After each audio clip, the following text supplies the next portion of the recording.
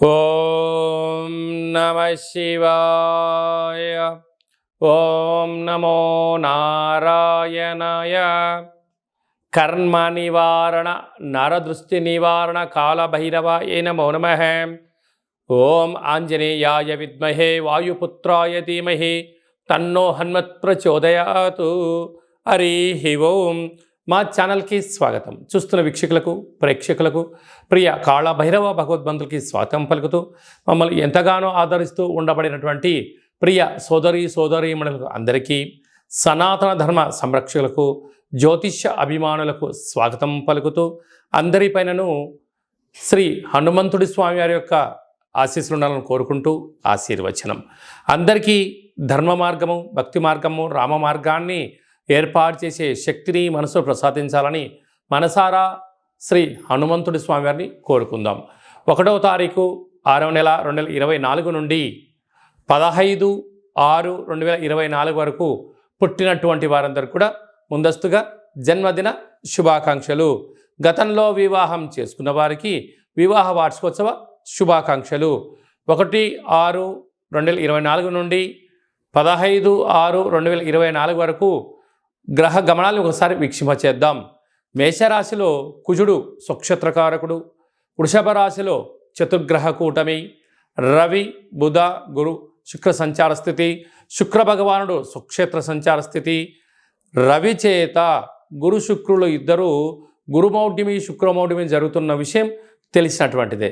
అలాగనే కన్యరాశిలో కేతు సంచార స్థితి, కుంభరాశిలో శని భగవానుడు స్వక్షేత్ర సంచార స్థితి, మీనరాశిలో రాహు సంచార స్థితితో ద్వాదశ రాశుల్లో గ్రహ గమనాలు ఈ విధంగా ఉన్నాయి.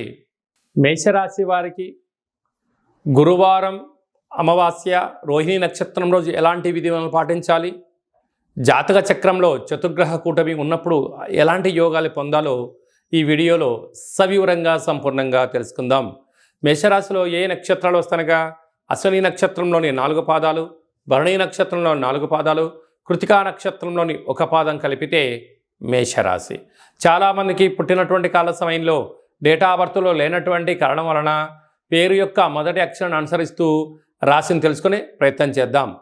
చూ, చే, చో, లా, లీ, లు, లే, లో, ఆ అక్షరాల వారందరూ కూడా మేషరాశి జాతకులే.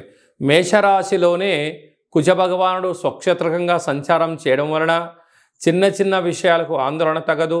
దూర వాయు జల ప్రయాణాల్లో స్వల్పమైనటువంటి ఆటంకాలు, అసలే వేసవికాలం వెళ్ళిపోతూ వర్షాకాలానికి స్వాగతం పలుకుతూ ఉండడం కాల సమయంలో కనుక మీరు ప్రయాణం చేసేటప్పుడు ఎన్నో జాగ్రత్తలు అవసరమని చెప్పి గుర్తుపెట్టుకోగలగాలి. అలాగా యంత్రాలతో ఆయుధాలతో దయచేసి చెలగాటం ఆడవద్దు.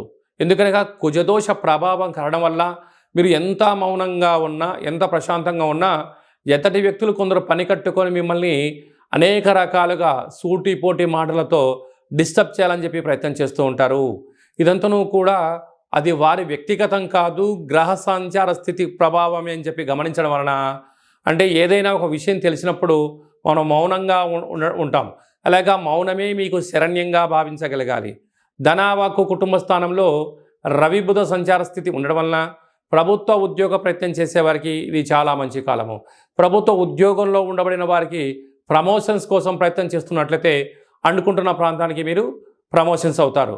గురువు శుక్రుడు స్వక్షేత్రకారకుడు అక్కడే ఉండడం వలన నూతనమైన బంగారు ఆభరణాలు, వాహనాలు, కార్లు, బంగ్లాలు, క్రయ విక్రయాలు యోగదాయకమని చెప్పి గమనించాలి.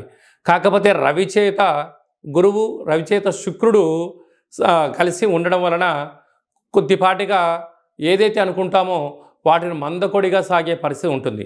ఇలాంటి కాల సమయంలో కాళభైరవ స్వామి యొక్క స్మరణ చేయడం వలన గ్రహ సంచార స్థితిలో ఉన్న దోషాలు తొలగి మీరు అనుకుంటున్న అన్ని విజయాలు మీ సొంతమవుతాయి అని చెప్పి గమనించాలి. 6వ స్థానంలో కేతు సంచార స్థితి ఉండడం వలన మేషరాశి జాతకులకు చాలా ముందస్తు జాగ్రత్తగా ఉంటుంది. ఒక వ్యక్తితో మాట్లాడేటప్పుడు ఆ వ్యక్తి ధర్మంగా ఉన్నాడా, అధర్మంగా ఉన్నాడా, న్యాయంగా ఉన్నాడా, ఏం జరుగుతుంది, ఏం జరగబోతుందో వాళ్ళు అంచనా వేసే శక్తి వాళ్ళకు చాలా అధికంగా ఉంటుంది. కనుక మీ మనస్సు ఏదైతే చెప్తే దాన్ని విధి విధానాన్ని పాటించండి. విజయాలు మీ సొంతమవుతాయి. లాభస్థానంలో శని భగవానుడు స్వక్షేత్రకంగా ఉండడం వలన వృత్తులలో, ఉద్యోగాల్లో, వ్యాపారాల్లో మీకు మంచి మంచి అవకాశాలు రాబోతున్నాయి. కనుక పెట్టుబడులు ఎంత పెడుతున్నాం, సమయాన్ని ఎంత స్పెండ్ చేస్తున్నాం, ఎంతవరకు ఇన్కమ్ సోర్స్ ఉంది, ఎంతవరకు ఖర్చులు ఉన్నాయని చెప్పి మీరు లెక్కాపత్రాన్ని చూసుకొని ప్రయాణం చేయగలిగినట్లయితే స్థిర చరాస్తులు మీ సొంతం అవుతాయి. కాకపోతే వ్యయంలో రాహు సంచార స్థితి ఉండడం వలన వృత్తులలో, ఉద్యోగాల్లో, వ్యాపారాల్లో పై అధికారులు, సహ ఉద్యోగస్తులు, కింది స్థాయి ఉద్యోగస్తులు మీ పైన నిత్యము కన్నేసి ఉంచారు అని చెప్పి గమనించగలగాలి. ఇలాంటి కాల సమయంలో ఈ నరదృష్టి, శత్రు ప్రభావాలు, మాయాదర్పణంతో కూడుకున్న జీవితాన్ని మీరు పొందే పరిస్థితి ఉంటుంది. అనగా రాహు మాయాకారకుడు, చక్షుకారకుడు, లేని దాన్ని ఉన్నట్టుగా, ఉన్నది లేనట్టుగా ఎదుటి వ్యక్తులు భ్రమలో పడుతుంటారు.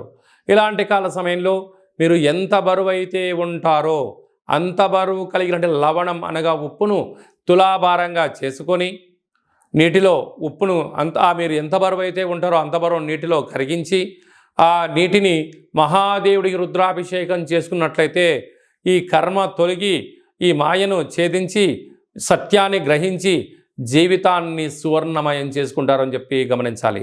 అలాగనే మనకు అమావాస్య రోజు గురువు బృహస్పతి వారము నక్షత్రము చంద్రుని నక్షత్రం అవడం వలన బృహస్పతి యోగం కలగాలి అన్నట్లయితే తెల్లటి బియ్యాన్ని మీరు ఎంత బరువు అయితే ఉంటారో అంత బరువు కలిగినటువంటి సగభాగం బియ్యాన్ని, సగభాగం పసుపును రెండింటిని తులాభారం చేసుకొని అనేక మందికి యక్షతలను పంచండి. మీకు గజకేసరి యోగం కలిగి మీరు అనుకుంటున్న విజయం మీ సొంతం అవుతుందని చెప్పి గమనించాలి. అలాగనే సాఫ్ట్వేర్ ఉద్యోగస్తులు, వ్యవసాయ సోదరీమణులు, గృహ భవన నిర్మాణ కార్యక్రమం చేసేంత వరకు చాలా మంచి కాలం. అశ్విని నక్షత్ర జాతకులకు ముందు చూపు చాలా అధికంగా ఉంటుంది, భవిష్యత్తు చాలా ఆశాజనకంగా ఉంటుంది. భరణి నక్షత్ర జాతకులకు సినిమాలు, యూట్యూబ్లు, వాట్సాప్లో, ఫేస్బుక్లలో క్రియేటివ్ రంగం వీరు సొంతం అవుతుంది. కృతికా నక్షత్ర జాతకులకు అద్భుతమైన విజయం మీ సొంతం కాబోతుందని చెప్పి గమనించాలి.